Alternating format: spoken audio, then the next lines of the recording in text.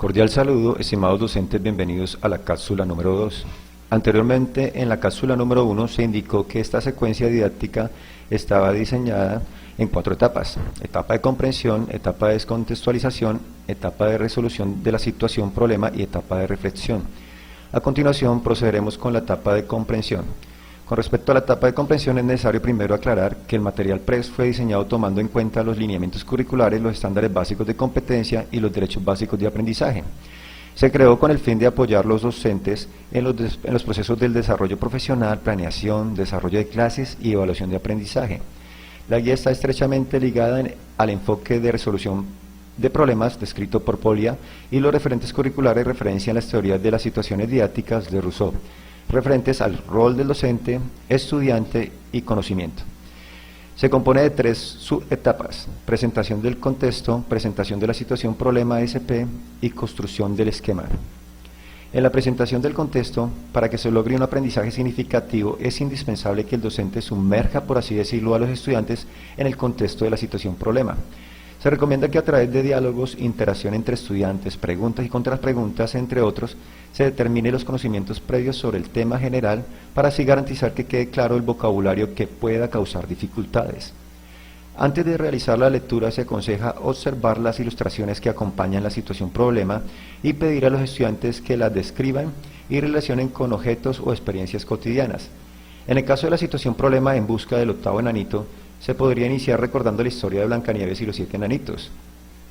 Preguntarles como, por ejemplo, en estos momentos de cuarentena, ¿tus papás te piden ayudar en algo para la casa? ¿Qué tipo de actividades? Se puede llevar a cabo una discusión sobre distintos tipos de decoraciones que puede tener la ropa. Hablar de las telas con patrones. El docente puede elegir leer el cuento, proyectar la película, leer diferentes versiones o proponer diversos recursos textuales, gráficos o audiovisuales para enriquecer la comprensión del tema. Se debe garantizar en esta subetapa que el contexto no es un obstáculo para la comprensión de la situación problema. A continuación, seguimos con la subetapa presentación de la situación problema. Continuamos dentro de la etapa de comprensión.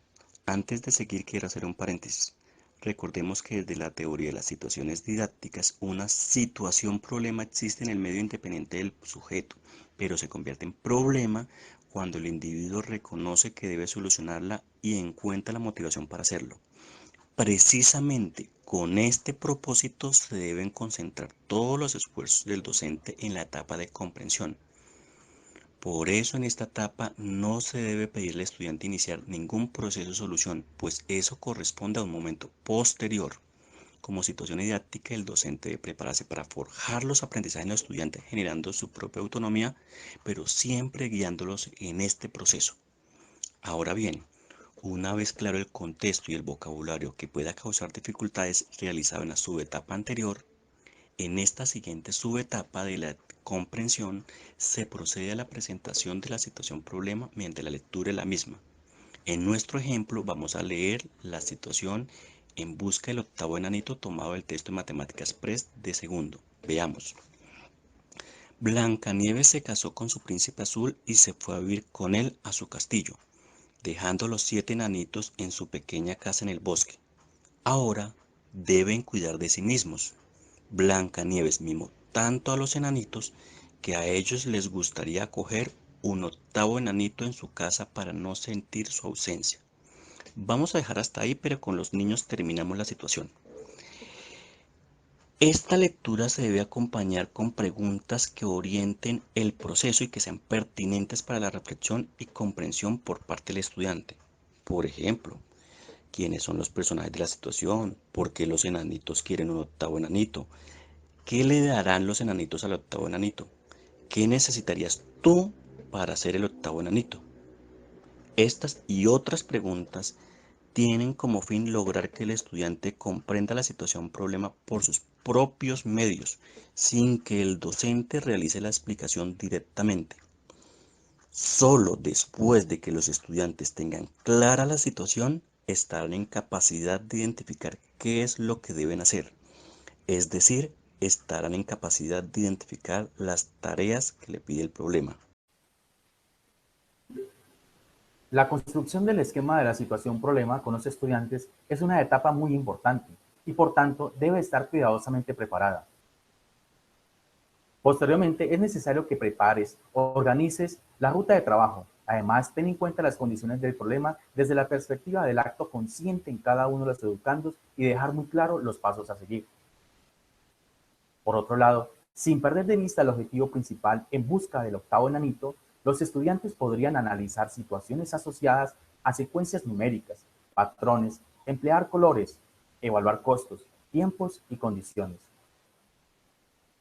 A continuación mostraremos un ejemplo del esquema de la situación problema. En este caso, obsérvese que nuestro objetivo principal es convertirse en el octavo enanito. Podríamos pedirle o solicitarle a nuestros educandos o nuestros estudiantes lo siguiente: decorar el pantalón con un número igual a 3 decenas de estrellas fluorescentes, poner las monedas de oro en el monedero, escoger 3 objetos cuyo costo total sea menor a 80 monedas de oro, decorar el suéter con un número par de botones comprendido entre 27 y 32, decorar el borde del sombrero con un patrón de 3 figuras planas de diferentes colores. Finalizando, es necesario identificar los conceptos y generar los siguientes interrogantes. ¿Qué conocimientos matemáticos y qué operaciones necesita? ¿Necesitamos materiales? ¿Cómo vamos a organizar para encontrar una solución? ¿Por dónde empezamos? Ahora bien, damos paso a la siguiente cápsula que corresponde a la etapa de la descontextualización.